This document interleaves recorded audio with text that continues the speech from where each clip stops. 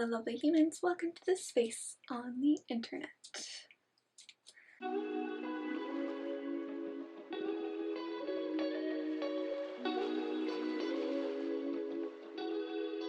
I asked those of you, I think on Instagram, to send me any queer TV and movie characters for me to make this video. So in this video, I'm going to be arbitrarily ranking a selection of queer characters. I don't know all of them equally. I know them all to some extent. Remembering that these rankings mean next to nothing, but I will be sharing just, I don't know, my general thoughts. I haven't thought too much about this. We're just gonna do it. So our categories are Queer Rep Gold, which is like top tier, amazing character, amazing queer rep, just amazing TV show probably. Just like, if I can sing, just the best of the best is the Queer Rep Gold. Next we have Cool Beans. These are the ones that I think are great, but like they just fall short of being absolute gold, you know? And I think beans are pretty cool, so don't get me wrong. The Cool Beans ones are pretty cool beans. Below that we have All Right, which is like, I didn't dislike them. Like they're still pretty okay. Just didn't, I don't know, they're just alright. Fourth, Not My Favorite. Not as if I strongly dislike those who will wind up in this category, but I don't know, they just didn't. And then finally, bleh, bleh, bleh. The ones that I think are pretty bad. Of course, all subjective to myself. Yeah, let's just go.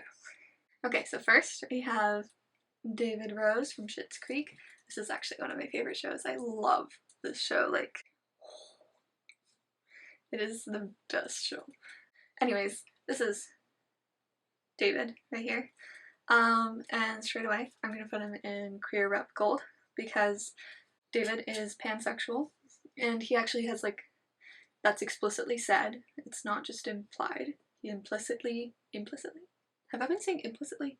He explicitly identifies as pansexual and dates different people of different genders over the course of the show. Not that that's necessary for it to be like good representation, but I think it was well covered. And also he has the scene where he describes what pansexuality is through this like wine metaphor. I think the like end line, that sort of like the whole thing came down to him saying something like, I like the wine, not the bottle, which I would assume is in reference to liking the person as opposed to the gender. And he's like, I've had red wine, I've had white wine, I've had rosé, I've had champagne, I've had, and so on. David is the best. I also relate to him on like a spiritual level. And I just think Schitt's Creek as a show in general is fantastico.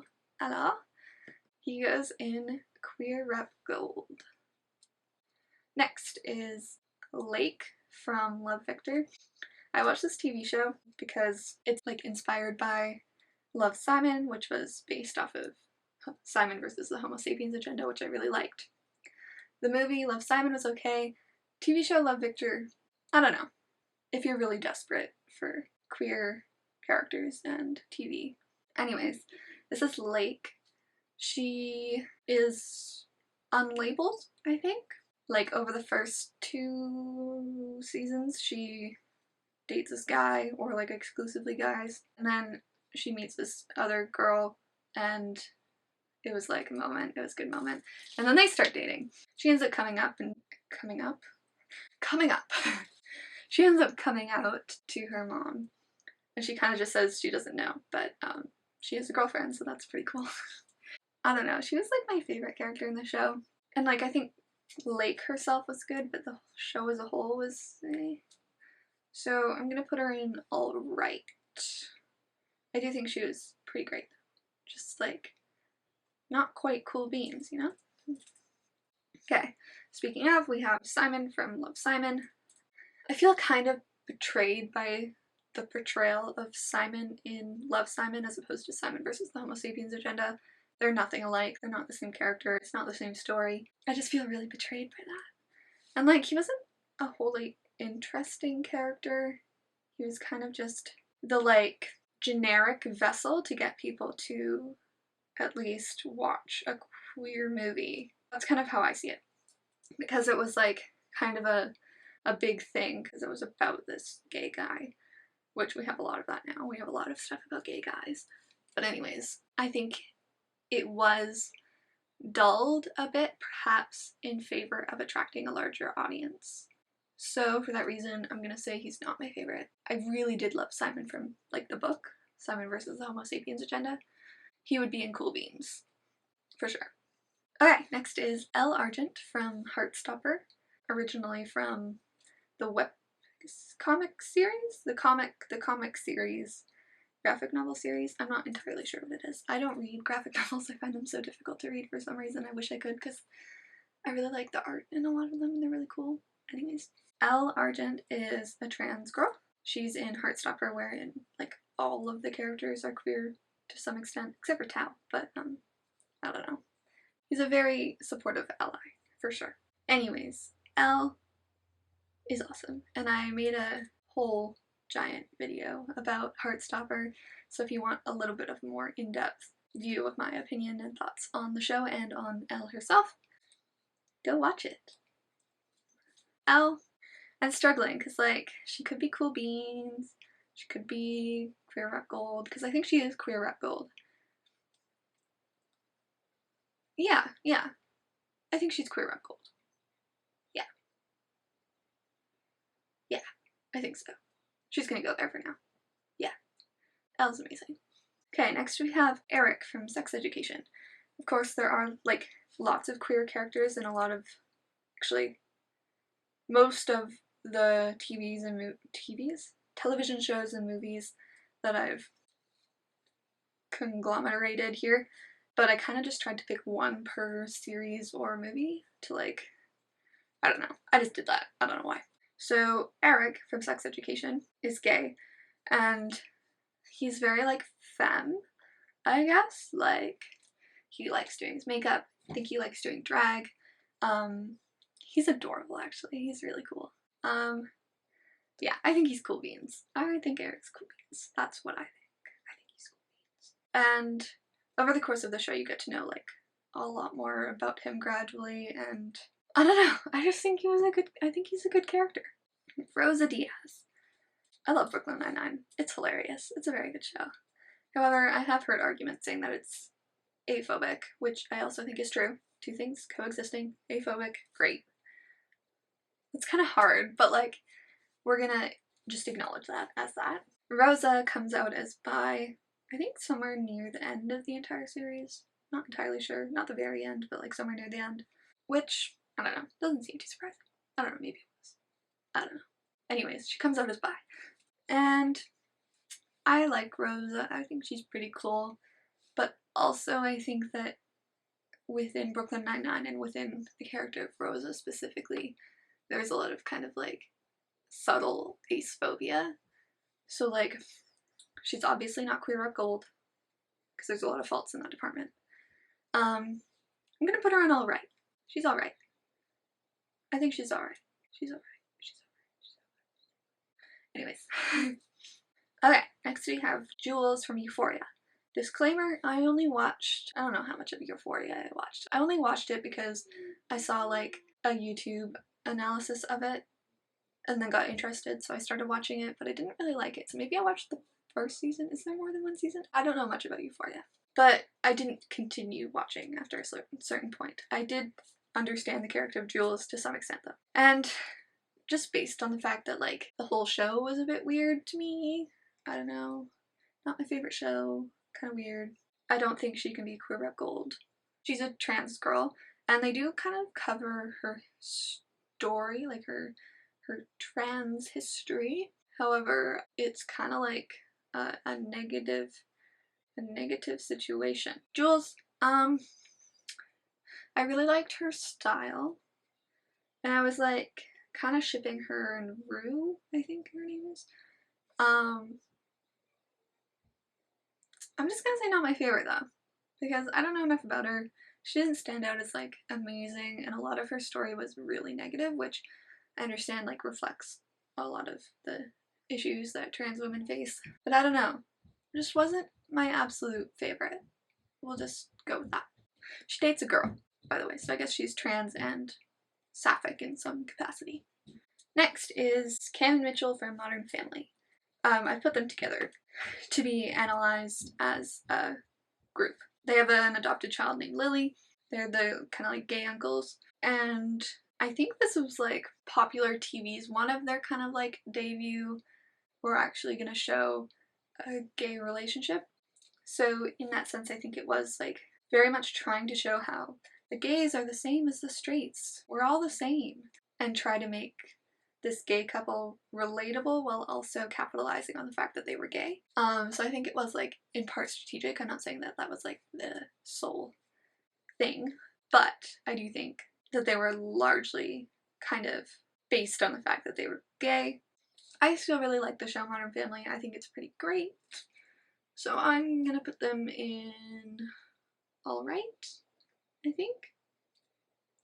Yes. I don't know. That's where they're going for now. Next, oh, I asked for headcanon ace characters as well as canon, and because, like, obviously Disney doesn't have any canonically queer characters, really, none in, like, no main characters, we're left to speculate because they don't dare put anything in a kids movie, you know? So I asked for headcanons too, and Merida was one that was suggested, and I'm going to assume that Merida is headcanoned as being Aro Ace because a lot of the movie is about her escaping an arranged marriage and kind of coming into her own and repairing her relationship with her mother. I was so terrified of the movie Brave when I was little. Like, I'm just scared of bears in general because I live in an area where there's a lot of bears. So yeah, it was just a really scary movie to me. It was really freaky.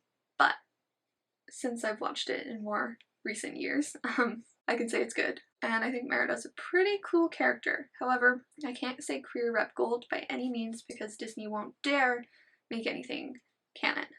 So I think she's gonna go in cool beans, alright. There's more in alright, so I'm gonna put her in cool beans, but she strikes a weird balance between the two. Okay, next is Elio from Call Me By Your Name. I haven't watched this. I've wanted to watch it for a long time, and I've tried to watch it, but not on any of the streaming places that I have. But I have watched a lot of analyses on it, and I've watched like trailer after trailer after trailer and different stuff about it because it seemed really cool. And I do want to read the book at some point, but I haven't been reading that many books lately. Anyways, Elio seems pretty cool, but I don't think I can really make like a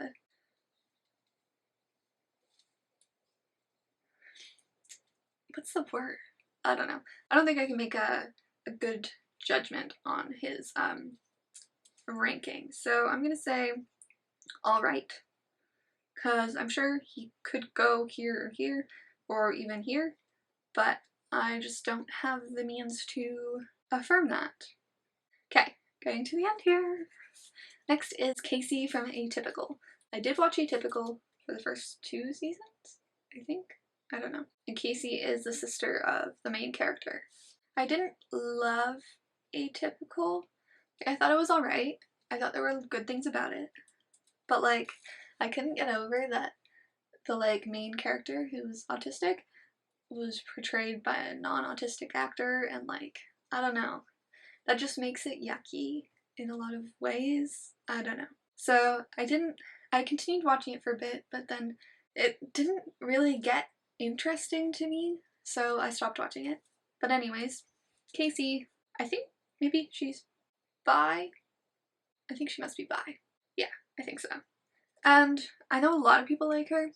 I don't know, I liked her character enough, but like, I don't know, the way I integrated into the show, like everything, it was just not my favorite.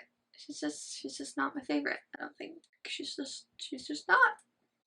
And lastly, we have Elsa from Frozen. Elsa, obviously, headcanon, because again, Disney never likes saying that their queer characters are queer. That's just not a thing that happens.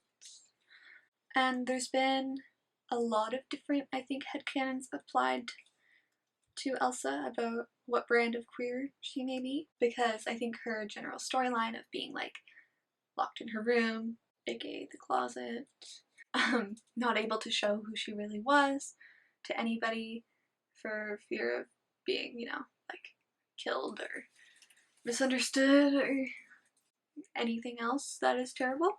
So I think a lot of queer folk resonated with that message and thus theorized that Elsa herself was queer, which makes sense. And I think initially maybe she was thought to be like lesbian, and especially going into the second film, but I think like in response to a lot of criticism and questions about why Elsa wasn't portrayed as explicitly queer, I think the general response has been that Elsa doesn't need a man, and I'm like, well, we didn't think Elsa needed a man at all, but okay.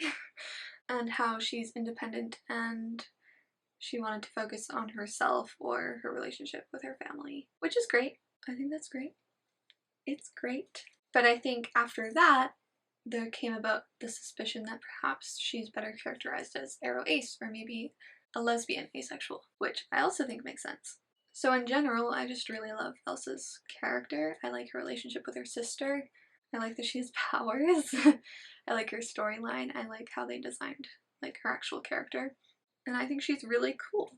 Again, she can't be queer rep gold because Disney doesn't like doing that. They don't like being at the top of my tier list, apparently.